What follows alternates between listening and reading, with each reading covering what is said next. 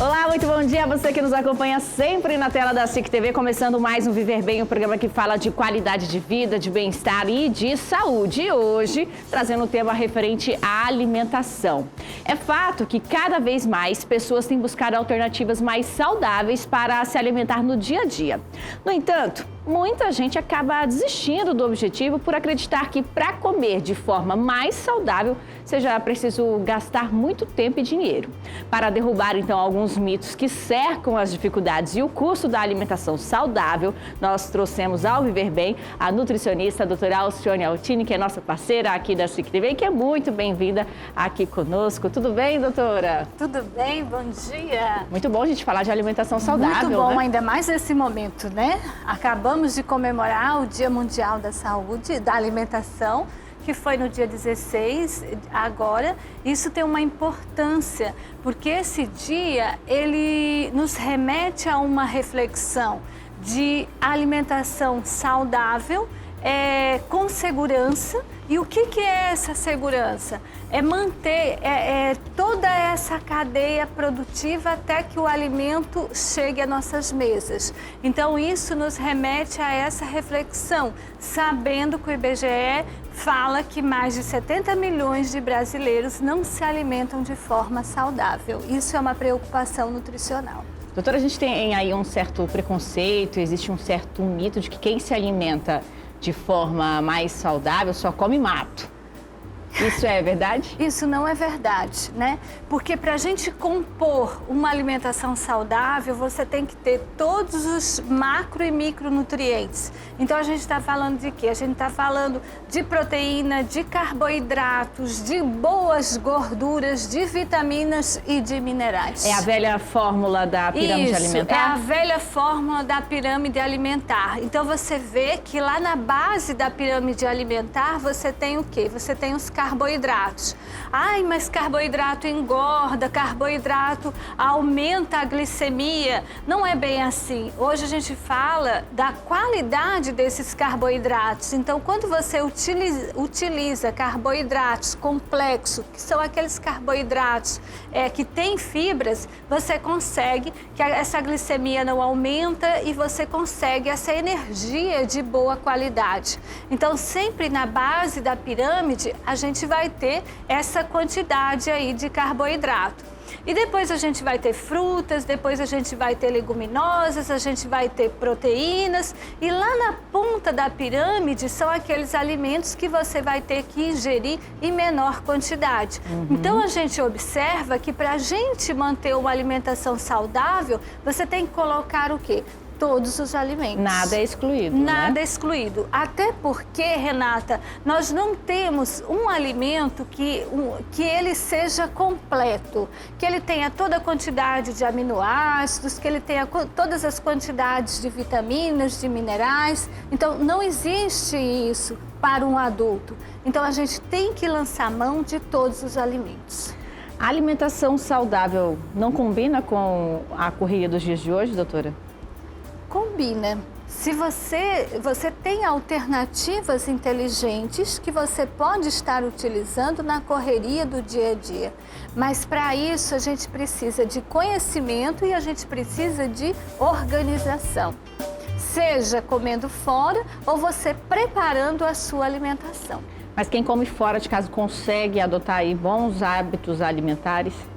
A gente consegue fazendo boas escolhas, por exemplo, trocando sobremesas por frutas, fazendo opções, primeiro escolhendo o lugar que você vai se alimentar e depois você dentro do local onde você vai comer, você fazendo as tuas opções, escolhendo as frutas, as verduras e a quantidade adequada. Às vezes, doutora, comer em restaurante todos os dias pode acabar pesando um pouco no bolso, né? Então, assim, se eu começar a preparar as minhas marmitas em casa, isso pode se tornar uma opção mais barata e mais saudável?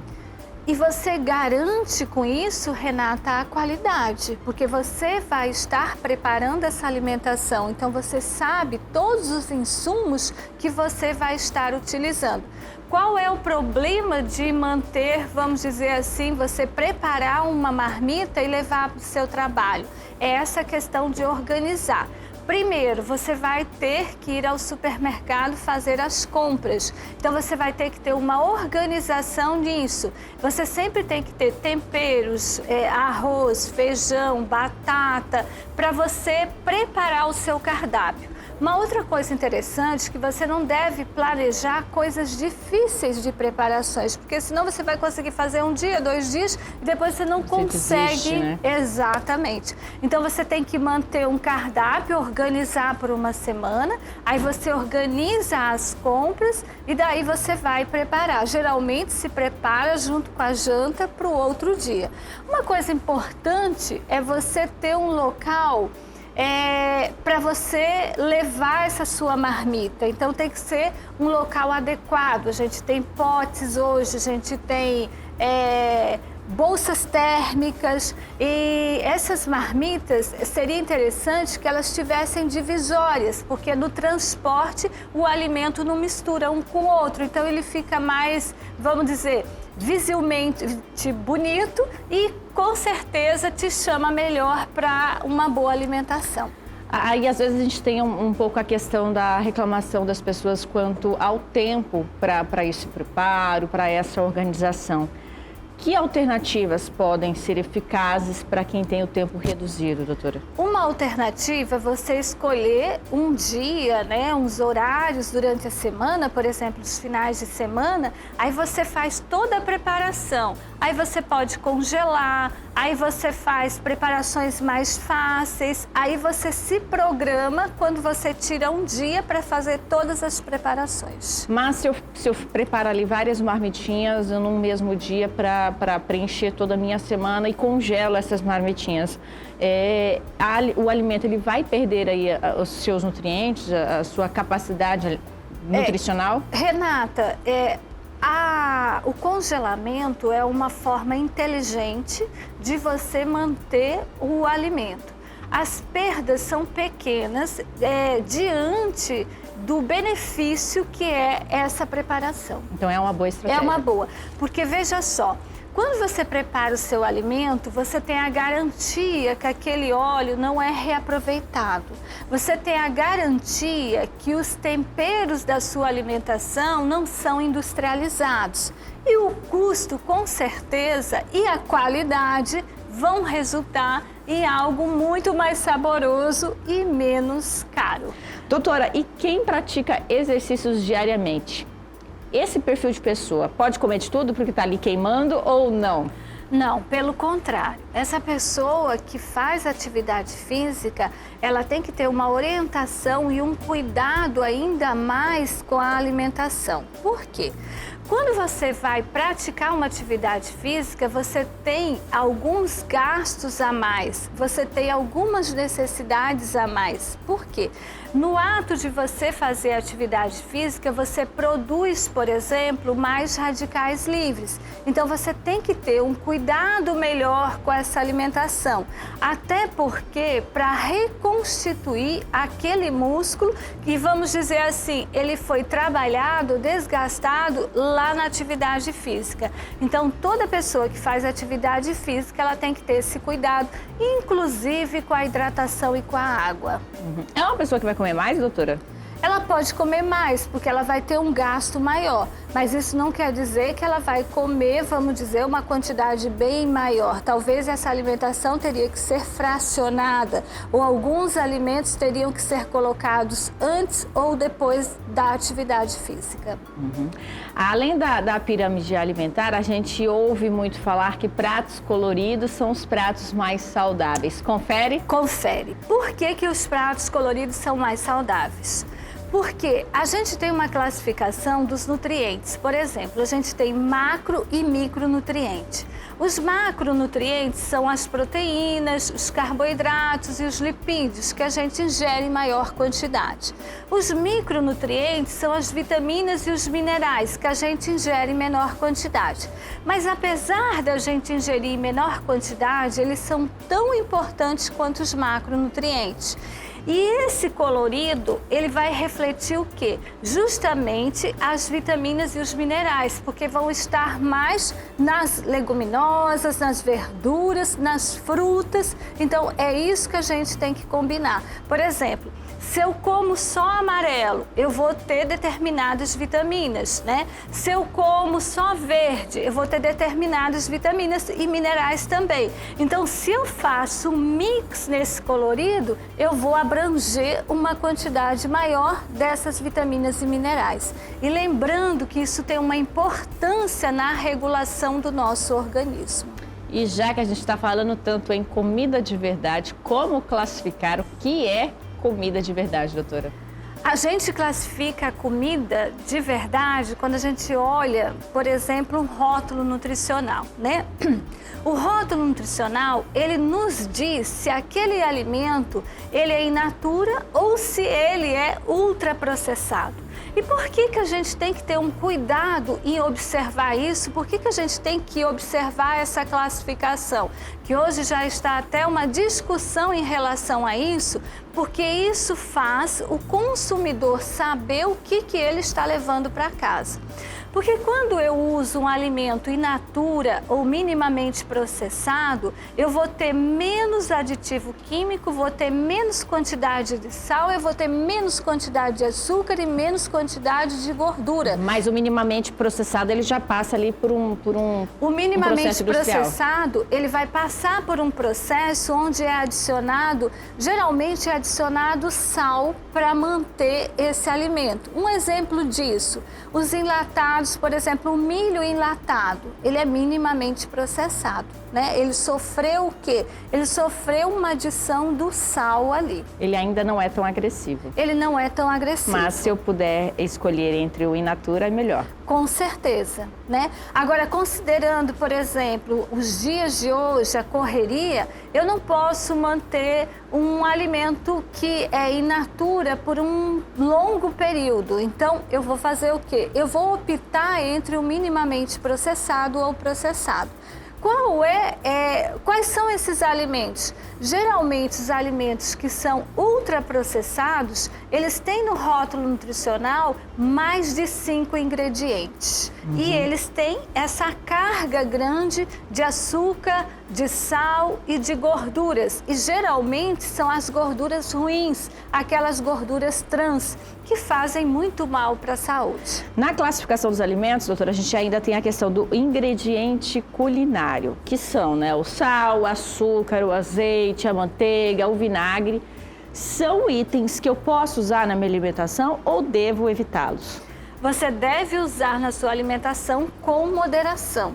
E a gente até utiliza esses alimentos para a gente produzir temperos mais saudáveis, por exemplo, sal de ervas. Então a gente pode estar lançando mão para a gente produzir um tempero em comparação aos temperos que são ultraprocessados. Eles vão dar o sabor, mas também tenho que utilizar com moderação. Isso, e vão te dar uma qualidade melhor. Aí vem na classificação os alimentos processados. A gente tem pães, queijos, carne seca e conservas. São muito agressivos, doutora? Esses alimentos ainda são menos agressivos. E nessa classificação, a gente tem que ainda tomar cuidado com a questão do prazo de validade, e muitos desses alimentos você ainda tem que fazer, por exemplo, quando você vai utilizar o milho, o palmito, o que você faz? Você lava ele para retirar o quê? O excesso de sal. É indicado que eu faça isso com todo alimento que vem ali no enlatado? É indicado, principalmente o palmito, que ainda seria interessante você dar uma fervida por conta da contaminação das bactérias. Muito interessante.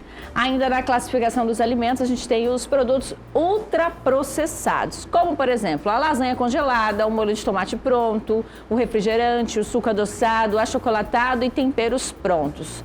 Então, tudo, se eu fosse de forma mais fácil de identificar esses ultraprocessados, todos aqueles que duram mais tempo seriam fazem parte dos ultraprocessados. Ultraprocessados. E aqueles que lá na composição nutricional, eles apresentam mais de 5 ingredientes. Então, esses alimentos que são os alimentos perigosos. Por quê? Porque eles vão ter uma quantidade, uma bagagem aí muito grande de sal, de açúcar e de gordura. O ano passado foi feito um acordo, né?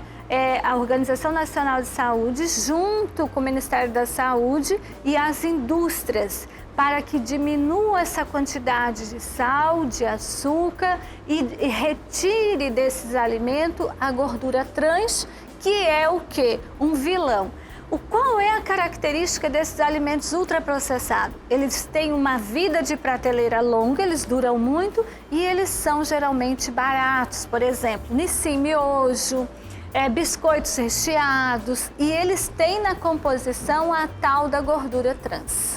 De acordo com a pesquisa de orçamentos familiares, com dados coletados entre 2017 e 2018, em aproximadamente 58 mil lares espalhados por todas as regiões do país, mostram que a comida de verdade continua perdendo espaço na mesa da população brasileira. Em contrapartida, os alimentos processados e ultraprocessados vão ganhando espaço. Isso seria a principal causa do aumento da obesidade em nossa população, doutora? Com certeza. Quando a gente, por exemplo, a gente tem uma outra pesquisa, que é a Vigitel, que ela também nos informa que, por exemplo, o feijão, né, ele saiu da mesa do brasileiro. E quando a gente tem essa falta de feijão, a gente perde o quê? A gente perde nutrientes importantes como o ferro e a gente perde nutrientes como a fibra.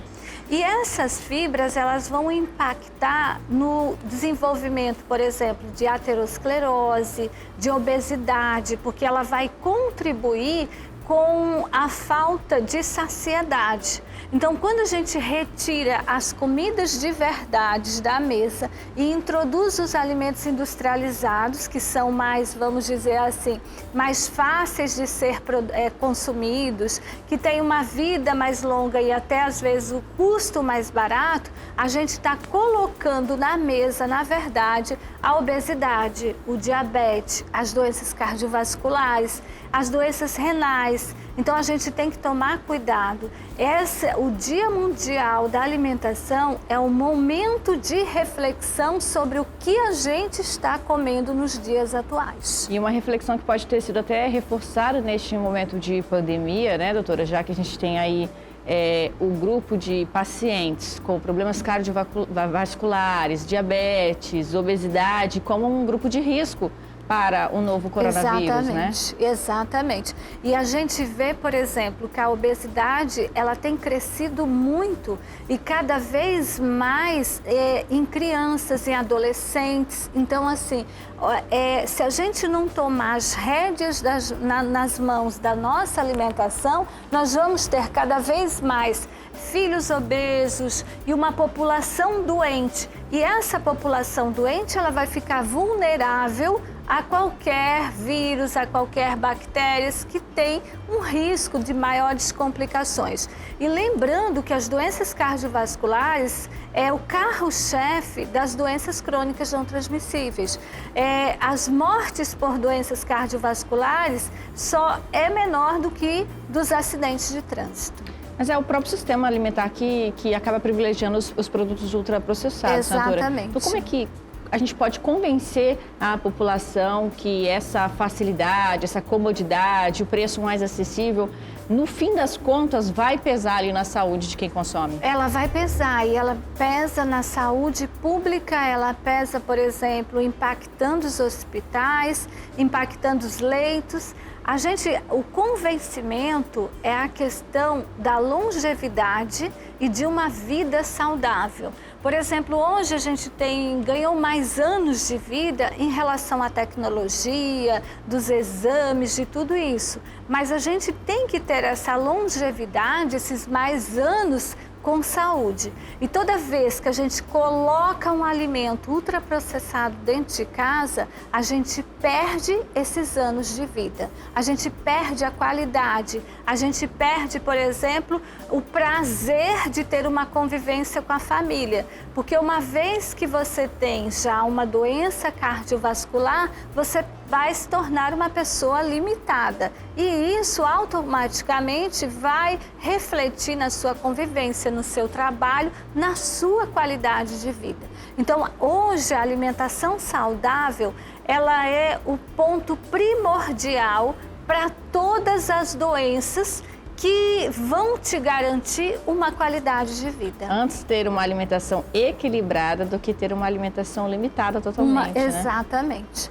Porque a alimentação, ela vai te dar o equilíbrio, ela vai te garantir que você tenha, que você não tenha limitações. E o que a gente percebe, cada vez que sai uma pesquisa do Ministério da Saúde, é que o brasileiro, ele está se tornando cada vez mais obeso, e isso reflete também a realidade aqui do norte. Está comendo mal, ele está cada vez mais com uma quantidade maior de sal, de açúcar e de tudo mais. Tem uma pesquisa que mostra que as crianças, por exemplo, que são alimentadas com aleitamento materno exclusivo até o 6º mês e não é introduzido alimentos ultraprocessados até 2 anos de idade, essas crianças têm muito menos risco para a obesidade, consequentemente, menos risco para as doenças cardiovasculares. Então, o ideal é que a gente consiga implementar essa alimentação saudável, essa alimentação equilibrada ainda na infância. Ainda na infância. E uma coisa interessante que não adianta falar para a criança comer frutas e verduras se os pais não fazem isso. Se os pais colocam na geladeira os alimentos ultraprocessados. Essa questão de você fazer o alimento, de você proporcionar uma alimentação saudável, de você investir nisso, acaba refletindo em questões como depressão na criança, em aprendizado da criança. Então, vale a pena você investir, vale a pena você depois colocar essa criança para produzir alguma coisa junto com você, mostrando, por exemplo, quais são os nutrientes, porque isso é educação nutricional. E a educação nutricional, ela inicia na infância. Não tem nada mais bonito do que uma criança comendo brócolis, né, doutora? Exatamente. Comendo um legume. Legumes, trocando um sorvete por uma banana, né? Experimentando esses diversos sabores e utilizando também a mastigação, que a mastigação é um outro fator da obesidade. Geralmente, pessoas obesas, elas não mastigam, elas engolem e ainda ajudam ou empurram o alimento para ele não ficar entalado com um copo de água.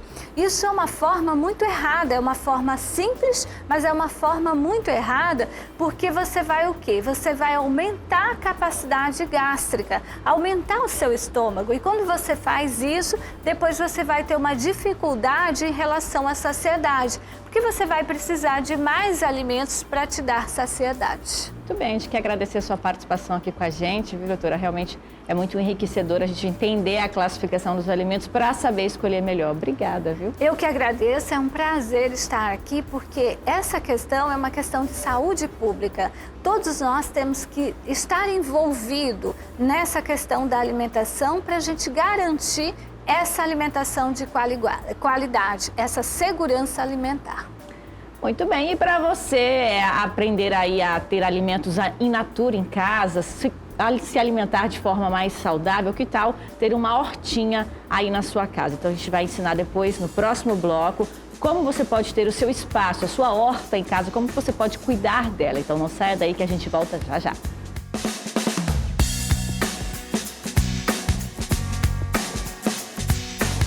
A gente segue com o Viver Bem falando sobre alimentação saudável. E olha, ter uma horta em casa é sinônimo de temperos fresquinhos prontos para usar e com a certeza de que estão saborosos e saudáveis, além das outras inúmeras vantagens. Então, hoje, a Esther do Viveiro Amazônia vai ensinar você a ter a sua própria horta em casa, mesmo morando em apartamento ou em casa com um pouco espaço, né, Esther? Dá para ter uma hortinha em casa, né? Dá sim, com certeza. Não tem nem desculpa para não ter horta. E dá trabalho? Dá nada, mana, dá nada. É rapidinho. É muito simples, né? Então a gente vai ensinar aqui para você montar uma pequena horta em casa e de repente pegar gosto por ela e fazer aí, ampliar o seu espaço, ampliar o seu cantinho em casa. Para a gente começar, o que a gente precisa? Os materiais. Você vai precisar de uma jardineira, né? Fazer um furinho embaixo, colocar argila expandida para filtrar, né? Tipo assim, você que mora em apartamento, o local que você tem que deixar é sempre perto da janela, né? Perto de um local que pegue sol. Geralmente na cozinha, na pia, sempre tem uma janelinha pegando uma iluminação. Na pia da cozinha, na sacadinha, Isso, né? Então, na hora de escolher o local, eu tenho que escolher um local onde tenha a iluminação. Isso, é essencial. As hortaliças, elas precisam de, no mínimo, 3 horas de sol diária para poder crescer bem, fazer o teu temperinho para tu colocar na tua comida.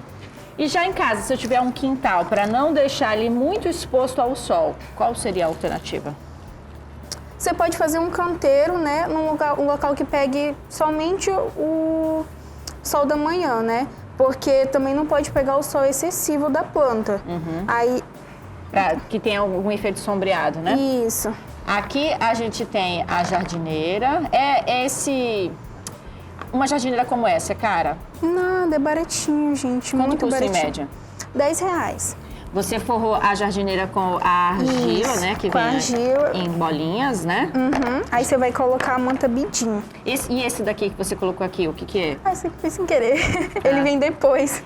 Vamos lá, vamos seguir então. Você coloca a manta bidim para não fazer muita sujeira. É uma manta de? Manta bidim. Porque o que ela vai fazer? Ela vai ajudar a filtrar a água e não vai deixar a terra escorrer para baixo. Então aí não vai fazer tanta sujeira, entendeu? Curioso, já é uma boa dica. Também encontra no viveiro? Encontra também, gente. Lá tem uns precinhos que Jesus. Você consegue levar muita coisa, tá? Você fez a primeira camada com a argila em bolinhas. Isso. Colocou a manta. E agora eu venho com o substrato. O substrato, ele é uma terra mais levinha, então ele vai ajudar a sua planta a desenvolver muito mais rápido, né? Substrato e terra preta são a mesma coisa? Não. O substrato, ele é uma terra, digamos que virgem. Ele não vai nada, é só produto orgânico triturado para tu plantar. A terra preta não. A terra preta, às vezes, ela é adubada, né? Vem com algum produto químico, então já não é a mesma coisa, né? Aí entra muito aquilo de orgânico e não orgânico também. Um saquinho como esse de substrato custa mais ou menos, em média, quanto? R$5. Então é baratinho você ter uma horta em casa, né? Sim, muito baratinho. Aí você vai cobrindo assim, até metadinha da jardineira. Aí você vem com a sua hortaliça, essa daqui no caso é uma arruda, tá? Você tira do saquinho. Tem que tirar do saquinho. Tem que tirar do saquinho. Aí você faz uma limpeza nela, tira bastante desse barrinho aqui, fazer uma pequena sujeira aqui. Mas isso é só na hora, tá? Porque depois... Você indica comprar já a mudinha ou a semente? Olha, para quem tem um pouquinho mais de pressa para estar consumindo, pode comprar já a mudinha, né? Mas quem gosta de ver a planta desenvolver, gosta daquele cuidadinho mais desde o início, você pode estar colocando a semente também. O processo seria o mesmo para O mesmo também. a semente? Sim. Aí, ó, você coloca aqui, dá uma fixada. Você tirou bem a terra que vem também no saquinho, né? Isso. É porque essa daqui, ela já dá de ver que ela é uma terra mais barrosa. Então você tem que tirar mais um pouquinho porque ela já não tem tanto nutriente, né? Quando ela vai perdendo a cocinha. Só a raiz, né? Isso, mais a raiz. Aí você faz a mesma coisa. Esse aqui é o manjericão roxo. Essa é uma? É uma arruda. Arruda. O pessoal utiliza muito para chá, para tomar banho também. Aí você fixa bem e completa com substrato. Como escolher os diferentes tipos de muda, os diferentes tipos de hortaliça? Porque é possível misturar? Existe algum conflito entre uma espécie e outra? Existe. A pimenta, por exemplo, ela rouba nutriente. Na verdade, todas as plantas, só que ela tem ela rouba mais, né? Ela vai acabar matando a outra. Então, é sempre importante deixar ela plantada sozinha. O hortelã também tem que ser plantado sozinho, para que não haja conflito entre as outras plantas. Aqui, nesse tamanho de jardineira, dá no limite de apenas 2 mudas? Não, dá até 3. Dá até Como 3? esse daqui que tem uma sálvia, uma alecrim, uma alface. Tem 3 mudinhas. Aí você fixa bem. Aqui você disse que são quais espécies? Essa daqui é a sálvia. Sálvia. O alecrim, muito cheiroso, um temperinho tão bom. E é o alface. Esse é um alface? Isso. Ele consegue, nesse espaço, ele consegue produzir bem? Consegue, sim. Para consumo em casa? Para consumo em casa. Inclusive, é porque eu não trouxe o morango hoje. Mas lá nós vendemos a mudinha de morango que desse tamanho ela já frutifica. Então, tu já pode estar usando para colocar no iogurte, na vitamina. Tem jardineiras maiores também? Tem sim. Aí você finaliza, você pode finalizar assim só com a terra mesmo, ou você pode colocar um ornamento, até mesmo a argila você pode colocar em cima para dar uma decorada. Você preencheu bem com o substrato, né? Isso. Agora, para finalizar... Você pode colocar uma argila só para decorar mesmo. Uma argila, uma casca de pinos, uma fibra de coco. Qual que é a importância da primeira camada de argila dentro da jardineira? Para filtrar. Se tu não coloca, fica uma poça de água em cima, então aquilo vai prejudicar a planta e acabar apodrecendo ela. Então sempre tem que ter essa filtragem. Muito legal, né? Então essa aqui foi uma dica do Viveiro Amazônia para você montar a sua hortinha em casa. A gente tem outros exemplos aqui, né, de hortaliças. A Esté também lembrou que, dependendo da espécie, a exemplo da pimenta, da hortelã, é interessante que você plante em vasinhos separados para que a planta não roube os nutrientes das demais. E a gente quer agradecer a sua participação, viu, Esté? Obrigada. Eu que agradeço. Vamos deixar o contato do Viveiro Amazônia também? Vamos, sim.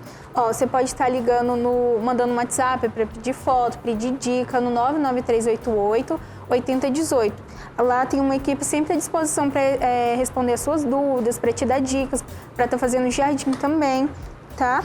Muito legal, obrigada, viu? Nada, imagina. A gente quer agradecer também a Celibras mais uma vez por contribuir aqui com o nosso programa, para levar aí conhecimento, informação para todos os públicos. E agradecer a você de casa que nos acompanha sempre na tela da SIC TV. A você um ótimo fim de semana. Sábado que vem nós estamos de volta. Tchau, gente!